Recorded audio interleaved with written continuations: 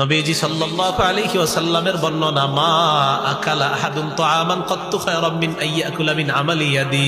নবীজি বলেন, কোন ব্যক্তি নিজের হাতে উপার্জিত হালাল খাদ্যের চাইতে এত দামি খাদ্য সে কখনো খায় না।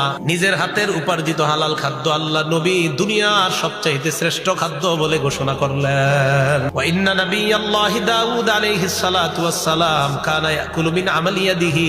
দাউদ আলাইহিস সালাতু ওয়াস সালাম নিজের হাতের কামাই করা উপার্জিত ওই অর্থ দিয়ে হালাল খাদ্য সংগ্রহ করে উনি ওনার জীবিকা নির্বাহ করতেন। দাউদ আলাইহিস সালাতু ওয়াস সালাম আল্লাহর একজন নবী, উনি নিজের হাতে কামাই করতেন, কামাই করে ওই উপার্জিত অর্থ দিয়ে উনি ওনার জীবিকা নির্বাহ করতেন। এই যুগে যদি কেউ আপনার লৌহ বর্ম ইত্যাদি বানায়, কোনো হুজুর বেছে আপনাদের কুমিল্লার কোন হুজুর হুজুর আপনি আর কাম পান না, খুঁজা টুজা এটা দাউদ নবী করছে, কিন্তু আমাদের বর্তমান অবস্থাটা এমন হয়ে গেছে কোন হুজুর করতে গেলে ছি ছি আপনি এটা কি করলেন।